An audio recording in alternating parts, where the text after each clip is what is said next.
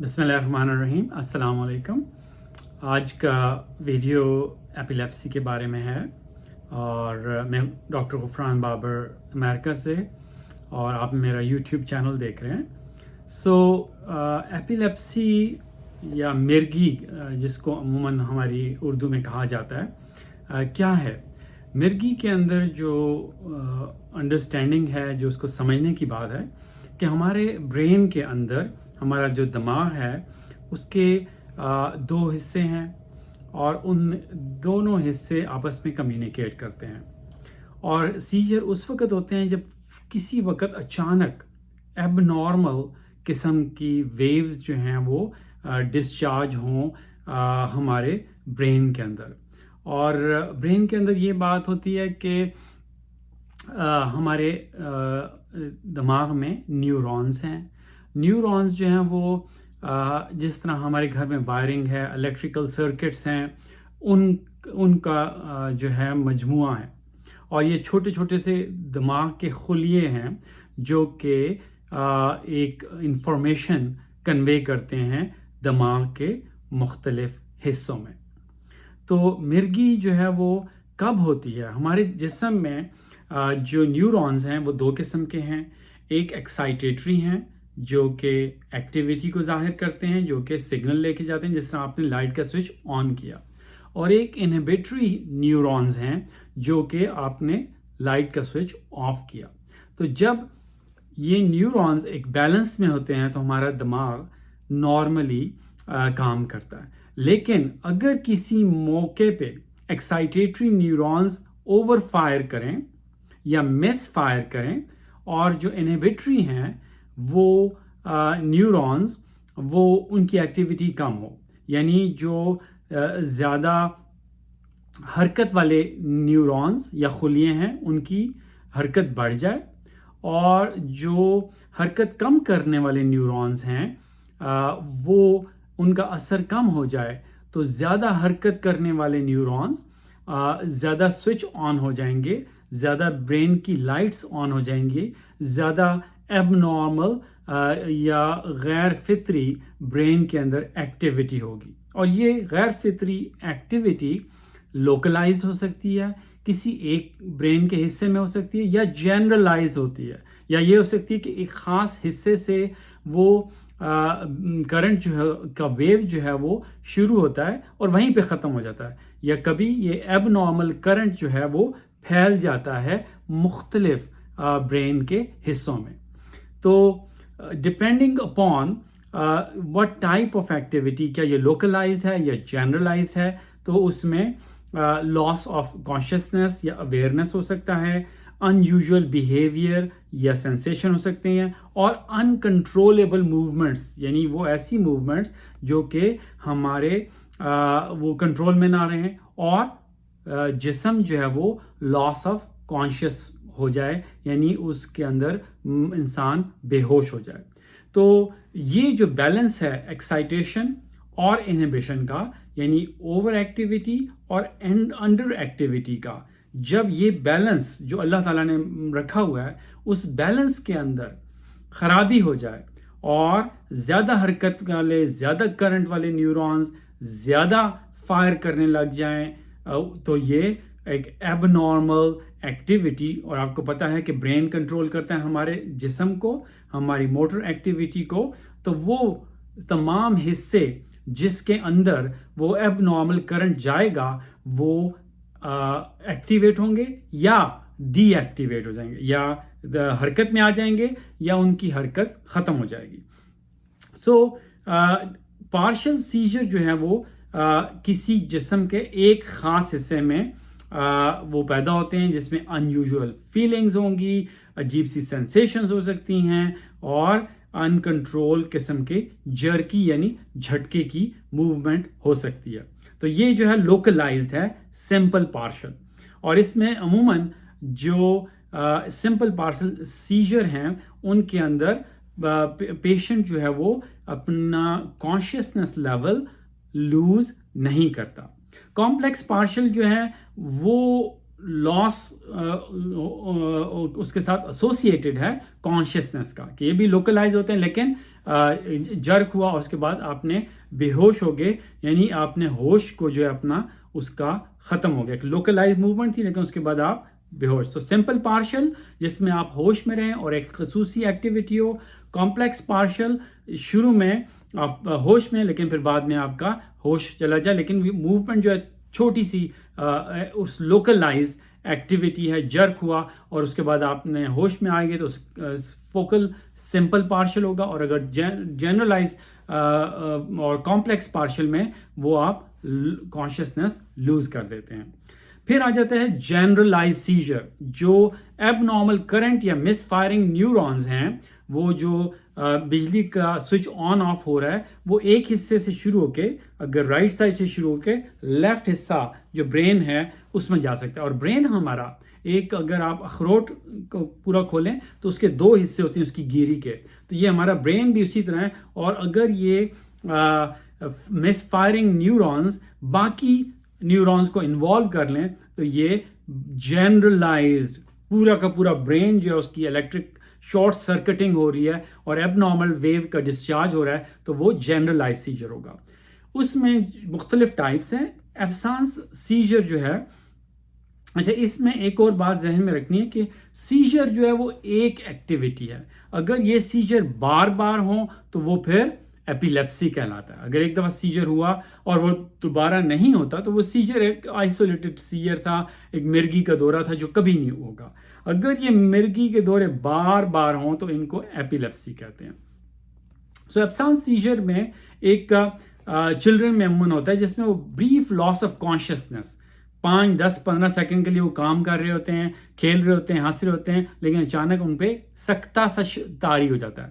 جس طرح تو وہ اس سکتے کی صورت میں اپنا رسپانسونیس کھو دیتے ہیں. جس طرح کسی کو بہت زیادہ بڑا غم لاحق ہو تو وہ سکتے کی حالت میں چلا جاتا ہے. تو اسی طرح ایبسانس سیجرز، ایبسانس فرینچ میں کہتے ہیں، اس کو انگلش میں ایبسنس کہہ سکتے ہیں، کہ آپ موجود ہیں لیکن دماغی طور پہ حاضر نہیں ہیں. جس طرح آپ کبھی کسی سے بات کر رہے ہوتے ہیں اور آپ کا دماغ کسی اور طرف چلا جائے تو آپ کہتے ہیں بھائی تم حاضر ہو یا نہیں ہو، تو وہ غیر حاضر ہو جاتا ہے انسان اور اس جگہ موجود ہوتا ہے، لیکن آپ ان کو آواز دیں گے تو وہ رسپونڈ نہیں کریں گے. تو یہ تھا ایبسانس سیجرز یا ایبسنس سیجر. اس میں بلینک سٹیئر ہوتا ہے، لپ موومنٹ ہوتی ہیں، اور پیپل آپ کو بلائیں بھی تو آپ اس کو رسپونڈ نہیں کرتے. اور موسٹ چلڈرن اس سے آؤٹ گرو کر جاتے ہیں اپنے ایک ٹائم پہ وہ آؤٹ گرو کر جاتے ہیں. جو بڑے ہوتے ہیں تو وہ یہ اس قسم کے سیجرز جو ہیں وہ ختم ہو جاتے ہیں، گو کہ اس کی ٹریٹمنٹ بھی موجود ہے. سو ٹونک سیجر، ٹونک اس کے بعد جو سیکنڈ جنرلائز سیجر ہے وہ ٹونک ہے. ٹونک کا مطلب سخت ہو جانا، پورا جسم جو آپ کا اکڑ گیا. اگر آپ کے جسم میں سے سافٹنس ختم جائے، فوراً آپ کا جسم اکڑ جائے تو یہ چانس ہے کہ آپ پیچھے کی طرف جا گریں گے. سو یہ ٹونک سیجر ہے جس میں آپ کی باڈی کے اندر کنٹریکشن ہوتی ہے، ٹون اس کی بڑھتی ہے اور انسان پیچھے کی طرف گر جاتا ہے. اس کے بعد جو ہے وہ اے ٹونک. اے ٹونک کا مطلب آپ کے جسم سے جان نکل گئی. ٹون جو ہے ہماری باڈی کی اللہ تعالیٰ نے دی ہے، یہ ہمارے مسلز کی کانٹریکشن سے ہمارا ایک پوسچر موجود رہتا ہے. اے ٹونک جس میں آپ نے بالکل آپ کے جسم سے جس طرح جان نکل جائے، جو ہی جان نکلتی تو لوگ آگے کی طرف اس طرح گر جاتے ہیں. تو یہ اے ٹونک جس میں بالکل جسم بے سدھ ہو گیا، اس میں سے جان نکل گئی، تو وہ ڈراپ اٹیکس یعنی فوراً جو ہے وہ نیچے گر جائیں گے، مسل ٹون بالکل نکل جائے گی اور وہ کلیپس کرے گا سامنے کی طرف موسٹ آف دا ٹائمز. کلونک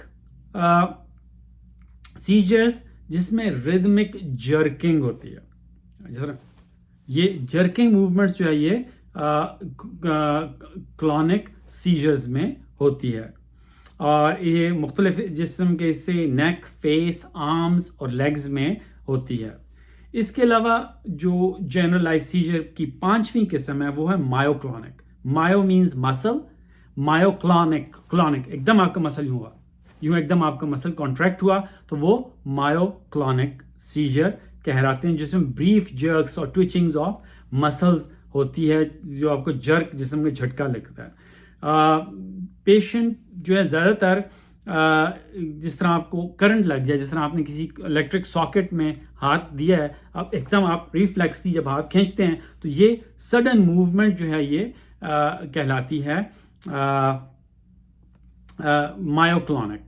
फिर जो 6 टाइप है वो है टॉनिक क्लॉनिक और कन्वल्सिव सीजर, जिसमें कहते हैं जनरलाइज्ड टॉनिक क्लॉनिक सीजर्स. सो उनकी जिस्म की टोन बढ़ी, वो पीछे गिरे, और फिर क्लॉनिक आपका जिस्म हरकत में आ गया. और ये फेज़ जो है फ्यू मिनट्स सेकंड्स या फ्यू मिनट्स तक रह सकती है. इसमें लॉस ऑफ कॉन्शियसनेस होगा और it is followed by post इक्टल phase. Post इक्टल phase में इंसान बेहोश रहेगा थोड़ी देर बाद और आहिस्ता आहिस्ता आहिस्ता होश में आएगा. तो जो टाइप्स हैं वो एब्सेंस सीजर, जिसमें इंसान को होश नहीं रहेगा लेकिन स्टेयरिंग अटैक्स, हवा में देख रहा है लेकिन आपको रिस्पॉन्ड नहीं कर रहा. टॉनिक जिसम एक दफ़ा तन गया, पीछे गिर गया, टॉनिक सीजर. क्लॉनिक बार बार आपका जिस्म हिला. एटॉनिक जिस्म में से आपके जान निकल गई. मायोक्लॉनिक जिस तरह आपको करंट लगा और आपने इस तरह हाथ खींच लिया.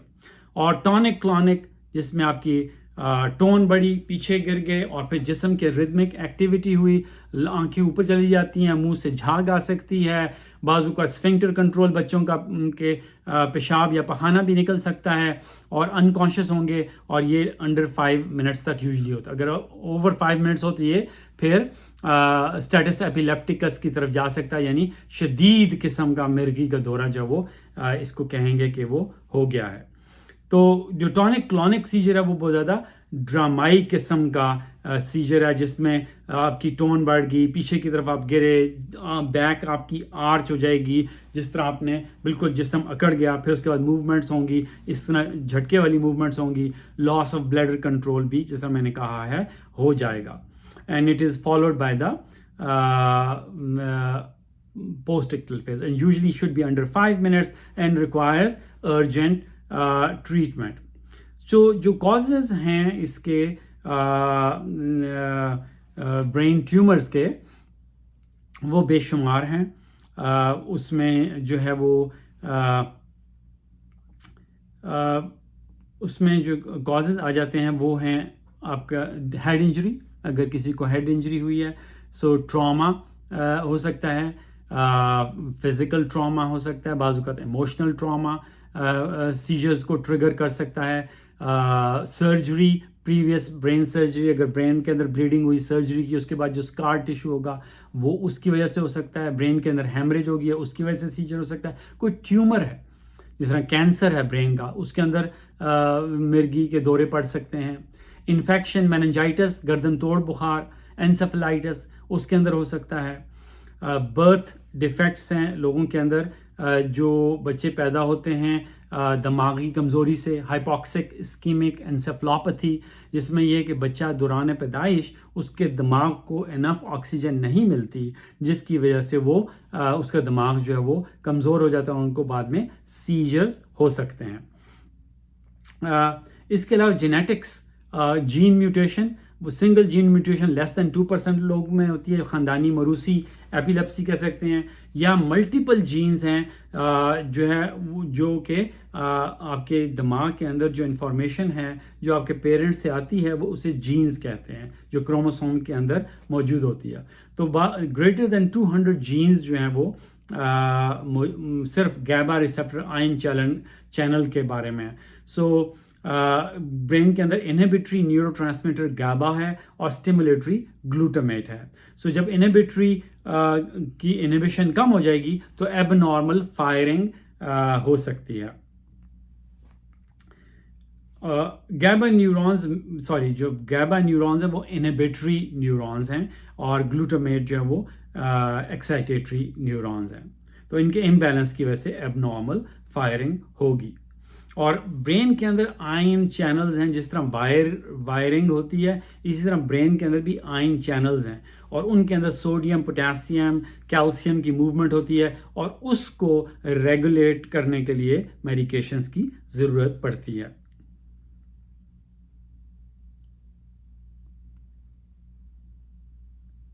اس کے علاوہ میٹابولک کنڈیشنز ہیں، لو گلوکوز لیول ہے، لو کیلشیم ہے، ان کی وجہ سے بھی آپ کو سیجرز ہو سکتے ہیں، خصوصاً بچوں کے اندر لو گلوکوز کی وجہ سے اکثر سیجرز جو ہیں وہ ہو سکتے ہیں۔ تو جو ڈائگنوسز ہے سیجر کا، وہ سمٹمز، کیا سمٹمز تھے، میڈیکل ہسٹری لیں گے، کب شروع ہوئے، کتنی دیر رہے، اس کا بخار کے ساتھ تعلق تو نہیں تھا، بعض اوقات فیبرائل سیجر، سمپل فیبرائل سیجر، اچانک جو ہے بچہ بخار کی حالت میں اس کو سیجر ہو سکتا ہے۔ 6 months to 6 years تک ایج ہے، most of the times less than 5 minutes ہے، اگر 5 منٹ سے زیادہ ہو تو وہ کمپلیکس فیبرائل سیجر ہے، اگر ملٹیپل ٹائمز ہو تو بھی complex, multiple times within 24 hours۔ اور بخار کی وجہ سے اچانک ایکسیسو ایکسائٹیٹری نیورونز ایکٹیویٹ ہو جاتے ہیں، اس کا میکینزم کیا ہے، it's unknown, most of the kids can outgrow, however جو کمپلیکس پارشل سیجر ہیں وہ کبھی کبھی بعد میں ایپیلیپسی کا باعث، یعنی ریکرنٹ سیجرز کا باعث بن سکتے ہیں۔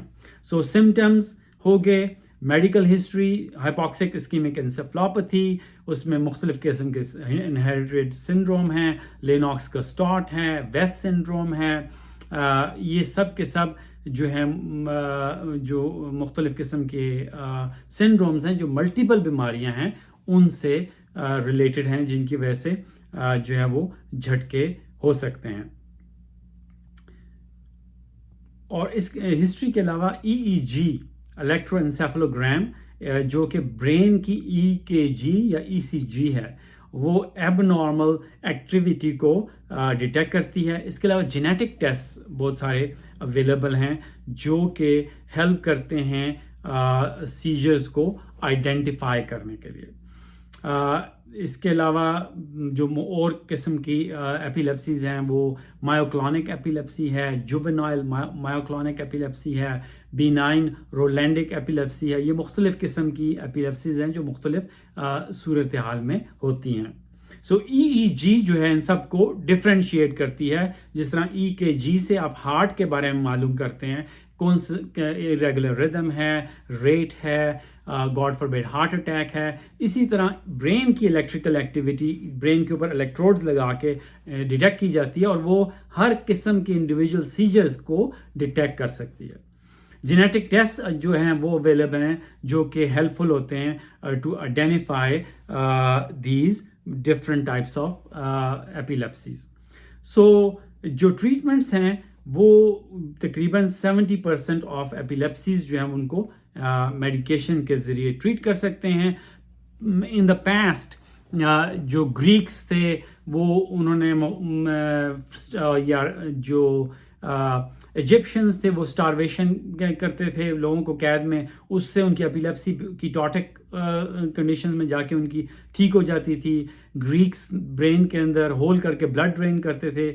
1860s میں جا کے پتہ چلا کہ برین کے الیکٹریکل ایکٹیویٹی کو کسی طرح کنٹرول کیا جائے تاکہ یہ میڈیکیشنز جو ہیں انہوں نے سوڈیم برومائڈ سب سے پہلے استعمال کی 1900s میں، اور جس کے بعد ایک سلسلہ شروع ہوا ڈائزیپام اور بینزوڈائزیپین کو یوز کر کے سیجرز کو کنٹرول کرنے کا۔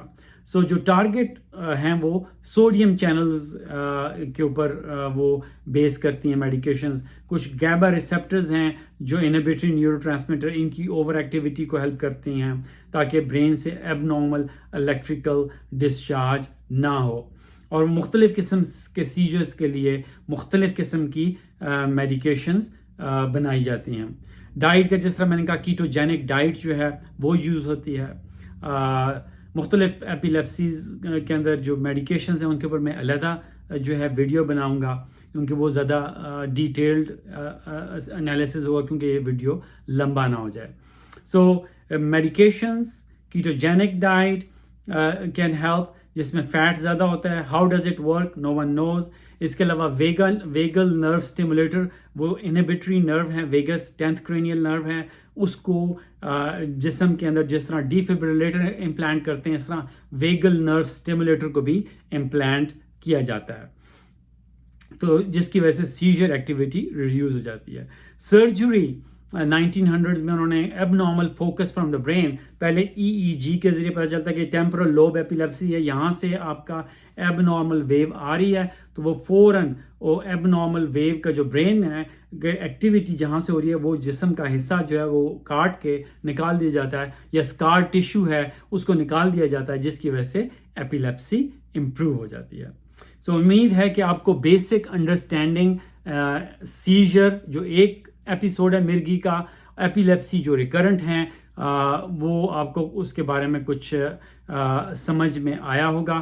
اگر آپ کو سمجھ میں آیا تو please like and share this video.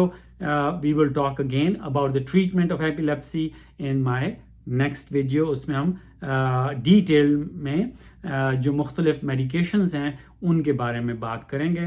اللہ تعالیٰ ہم سب کا حامی و ناصر ہو، اپنا خیال رکھیے۔ صلی اللہ علیہ وآلہ وصحبہ وسلم تسلیما۔ السلام علیکم۔